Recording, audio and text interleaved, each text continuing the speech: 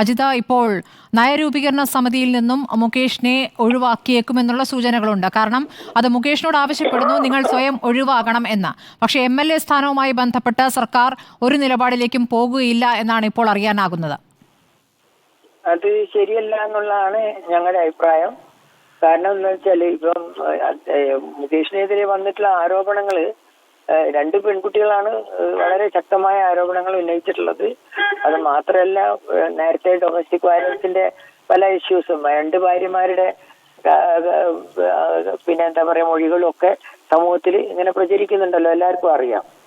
അപ്പൊ ആദ്യമേ ഇദ്ദേഹം ഒരു വേട്ടക്കാരനാണ് എന്നുള്ളത് വളരെ ക്ലിയർ ആണ്. അപ്പൊ എങ്ങനെ ഇദ്ദേഹം ഇങ്ങനെ ഒരു രാഷ്ട്രീയ നിലയിൽ വന്നു, ഇങ്ങനെ MLA ആയി എന്നുള്ളതൊക്കെ തന്നെയാണ് ഞങ്ങളെപ്പോലുള്ളവർക്കൊരു അത്ഭുതം തോന്നുന്ന കാര്യം. ഏതായാലും ഇപ്പോഴെങ്കിലും രണ്ട് പെൺകുട്ടികൾ വളരെ ശക്തമായ മൊഴി നൽകിയ സ്ഥിതിക്ക് ആരോപണ വിധേയൻ എന്നുള്ള നിലക്ക് അന്വേഷണ വിധേയമായി ഇയാൾ മാറി നിൽക്കേണ്ടതാണ്. താൻ ശരിയോ തെറ്റോ എന്നുള്ളത് പിന്നീട് തെളിയിക്കട്ടെ. പോലീസ് അന്വേഷണമോ അല്ലാതെ തരത്തിലുള്ള അന്വേഷണങ്ങളോ തെളിയിക്കട്ടെ. ആ തെളിയിക്കുന്നത് വരെയെങ്കിലും പൊതുപ്രവർത്തകൻ എന്നുള്ള നിലക്കുള്ള പിന്നെ പദവികളിൽ നിന്നും അദ്ദേഹം മാറി നിൽക്കേണ്ടതാണ്. അത് അദ്ദേഹത്തിന്റെ മാത്രം കാര്യമായിട്ടല്ല, ഒരു പൊതു തത്വമായിട്ട് തന്നെ രാഷ്ട്രീയ പാർട്ടി നേതാക്കളും മറ്റു തരത്തിലുള്ള പൊതുപ്രവർത്തകരും അംഗീകരിക്കേണ്ടതാണ്. രാഷ്ട്രീയ പാർട്ടി നേതാക്കൾ മാത്രമല്ല, ഇപ്പൊ ഞങ്ങളെപ്പോലും സാമൂഹിക പ്രവർത്തകരും ഒക്കെ തന്നെ ഇത്തരത്തിലൊരു ആരോപണം വന്നു കഴിഞ്ഞാൽ ഈ സ്ഥാനത്ത് നിൽക്കാൻ പാടില്ല. അത് അന്വേഷിച്ചിട്ട് അത് ശരിയോ തെറ്റോ എന്ന് തെളിയിക്കപ്പെടുന്നത് വരെ. അത് തെളിയിക്കാനൊക്കെ വളരെ പ്രയാസമായിരിക്കും. എന്നാൽ പോലും തെളിവുകൾ ഉണ്ടെങ്കിൽ തീർച്ചയായിട്ടും പിന്നെ ആ സ്ഥാനത്തേക്ക് വരുന്നത് ശരിയല്ലല്ലോ ആള്. ഇപ്പോൾ ഈ ഒരു നടി ഒരു ആരോപണം ഉന്നയിച്ചല്ലോ, നടി 7 പേർക്കെതിരെ ആരോപണം ഉന്നയിച്ചല്ലോ. ഒന്ന് മുകേഷാണ്. പക്ഷെ മുകേഷ് പറയുന്നത് തന്നെ ബ്ലാക്ക്മെയിൽ ചെയ്യുകയാണ് എന്നാണ്. അതങ്ങനെയല്ലേ ഇവര് പറയുള്ളൂ. പ്രതികളായിട്ടുള്ള ആൾക്കാരെ ആരോപണ വിധേയര് എല്ലായിടത്തും പറഞ്ഞിട്ടുള്ളൊരു കാര്യം തന്നെയാണ് മുകേഷ് പറഞ്ഞിട്ടുള്ളത്. ശരി, ഇപ്പോൾ ഈ നിങ്ങൾ 100 പേർ ഒപ്പിട്ട ഒരു പ്രസ്താവന, അതിൽ സർക്കാരിന് അത് സമർപ്പിക്കുകയാണല്ലോ. അതിലപ്പുറം നിങ്ങളുടെ പ്രതിഷേധം ഏത് രൂപത്തിലായിരിക്കും അജിത? മാറ്റുന്നുണ്ടോ എന്ന് ഞങ്ങൾ അറിയട്ടെ. ഞങ്ങൾ 1-2 ദിവസം കാത്തു നിൽക്കട്ടെ. എന്താണ് ഗവൺമെന്റിന്റെ നിലപാട് എന്നുള്ളത്. പാർട്ടിയാണ് നിലപാടെടുക്കേണ്ടത് ഇതില്, ഈ CPM പാർട്ടി. കാരണം CPI പോലും, അനിരാജ പോലും പറഞ്ഞു കഴിഞ്ഞു മുകേഷ് മാറി നിൽക്കണം എന്ന്. അതുപോലെ പിന്നെ പാർട്ടിക്കകത്തും ഒരുപാട് പിന്നെ ചർച്ചകൾ നടക്കുന്നുണ്ടെന്നാണ് ഞങ്ങൾ കേൾക്കുന്നത്. കൊല്ലത്ത് CPM-ന്റെ വനിതാ നേതാക്കൾ എതിർപ്പ് പറഞ്ഞിട്ടുണ്ട്. പക്ഷെ അതൊക്കെ പാർട്ടിക്കകത്ത് നിന്ന് കണ്ടെയ്ൻ ചെയ്യാൻ ഇവർക്ക് പറ്റും, അത് വേറെ കാര്യം. പക്ഷെ പാർട്ടി നേതൃത്വമാണ് വളരെ ഗൗരവത്തോടു കൂടി, കാരണം ഇപ്പോഴത്തെ ഈ ലോക്സഭാ ഇലക്ഷൻ കഴിഞ്ഞ് അങ്ങേയറ്റം മോശപ്പെട്ട ഒരു അന്തരീക്ഷമാണ് രാഷ്ട്രീയമായിട്ട് ഇടതുപക്ഷ മുന്നണിക്കുള്ളത്.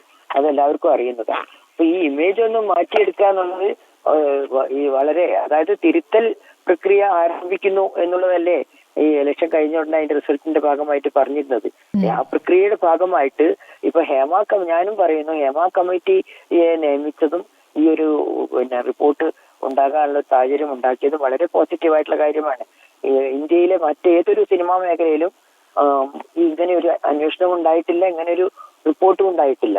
അതുകൊണ്ട് അത് വളരെ പോസിറ്റീവായിട്ടുള്ള കാര്യമാണ്. പക്ഷെ ആ പോസിറ്റീവായിട്ടുള്ള കാര്യത്തിന് ഒരു തുടർച്ചയില്ലെങ്കിൽ, അത് അവിടെ ഇട്ട് കഴിഞ്ഞാൽ പിന്നെ യാതൊരു ഫലവും ഉണ്ടാവില്ല എന്നുള്ളത് ഉറപ്പാണ്. അതുകൊണ്ട് തന്നെ ഈ റിപ്പോർട്ടിലെ കണ്ടെത്തലിന്റെ അടിസ്ഥാനത്തിലുള്ള നിയമ നടപടികളും മറ്റു തരത്തിലുള്ള നടപടികളും ഉണ്ടാകേണ്ടതുണ്ട്. തൊഴിലിടങ്ങളിൽ IC-കളും അതുപോലെ തന്നെ മറ്റു തരത്തിലുള്ള നീതിക്ക് വേണ്ടിയിട്ടുള്ള എല്ലാ സംവിധാനങ്ങളും ഉണ്ടാവേണ്ടതുണ്ട്. ഇപ്പൊ തന്നെ മൊഴി നൽകുന്ന പെൺകുട്ടികൾക്ക് നീതി കിട്ടാനുള്ള സംവിധാനം ഉണ്ടാകണം, അവരെ സപ്പോർട്ട് ചെയ്യാനുള്ള സംവിധാനം ഉണ്ടാവണം. ഇതൊക്കെ എല്ലാ സർക്കാരും ചെയ്യാൻ പറ്റുന്നല്ല ഞാൻ പറയുന്നത്, ജനങ്ങളും ചെയ്യണം, മറ്റു തരത്തിലുള്ള സംഘടനകളും ചെയ്യണം. സർക്കാരിന് മാത്രം ഉത്തരവാദിത്തമല്ല, പക്ഷെ ചില നയ തീരുമാനങ്ങൾ എടുക്കുന്നതിൽ സർക്കാരിന് വലിയ പങ്കുണ്ട്. അതുകൊണ്ട് തന്നെ എനിക്ക് പറയാനുള്ളത്, മുകേഷിനെ പോലുള്ള ഒരു MLA-യെ ആ ഒരു പൊതുപ്രവർത്തകൻ എന്നുള്ള സ്ഥാനത്ത് നിന്ന് ആരോപണ വിധേയൻ എന്നുള്ളത് എനിക്ക് മാറ്റി നിർത്തുക തന്നെ വേണം. അജിത, ഇപ്പോൾ സർക്കാരിനോട് ചേർന്ന് നിൽക്കുന്ന രണ്ടു പേർക്കെതിരെയാണല്ലോ വലിയ ആരോപണം ഉയർന്നത്. ഒന്ന് രഞ്ജിത്ത് ആയിരുന്നു, ഇപ്പോൾ മുകേഷാണ്. രഞ്ജിത്തിന്റെ കാര്യത്തിലും രഞ്ജിത്തിന് വേണ്ട പോലെ സമയം കൊടുക്കുകയായിരുന്നു. രഞ്ജിത്ത് തന്നെ രാജിവെക്കുകയായിരുന്നു. രഞ്ജിത്തിനെ പുറത്താക്കുന്ന ഒരു തീരുമാനത്തിലേക്ക് സർക്കാർ പോയില്ല. ഇപ്പോൾ മുകേഷിന്റെ കാര്യത്തിലായാലും ഈ നയരൂപീകരണ സമിതിയിൽ നിന്ന് അദ്ദേഹത്തിന് ഒഴിയാനുള്ള സമയമാണ് കൊടുക്കുന്നത്, അല്ലാതെ പുറത്താക്കലല്ല. അപ്പോൾ എന്താണ് ഇക്കാര്യത്തിലുള്ള സർക്കാരിന്റെ ഒരു നിലപാട്? അത് ശരിയല്ല എന്ന് തന്നെയാണ് എനിക്ക് പറയാനുള്ളത്. അയാളെ മാറി നിൽക്കാൻ സർക്കാർ ശക്തമായിട്ട് പറയണം. നിങ്ങൾ മാറി നിൽക്കണം. ഇത് എന്തിനാണ് അയാളെ നയരൂപീകരണ സമിതിയിലേക്ക് എടുത്തത്? പിന്നെ ആരോപണമൊന്നും ഇല്ലായിരുന്നു എന്ന് പറയാം. പക്ഷെ ആരോപണം വന്ന സ്ഥിതിക്ക് ഉടനെ മാറ്റേണ്ടതാണ് എന്നുള്ളത് ഓർക്കുന്നില്ല ഇവര് എന്നുള്ളതാണ് എന്റെ പ്രശ്നം. സർക്കാർ എന്തുകൊണ്ട് ഈ ശക്തമായ നിലപാടെടുക്കുന്നില്ല? ഇവർക്കെല്ലാം ഇങ്ങനെ സമയം കൊടുക്കുന്നത് എന്തിനാന്നുള്ളത് എനിക്ക് മനസ്സിലാവുന്നില്ല. ശരി, വ്യക്തമായി യാത്രയിലാണ്. ശരി, അല്ല, വിശദമായി തന്നെ പറഞ്ഞു കഴിഞ്ഞിരിക്കും. വളരെ നന്ദി കെ അജിത.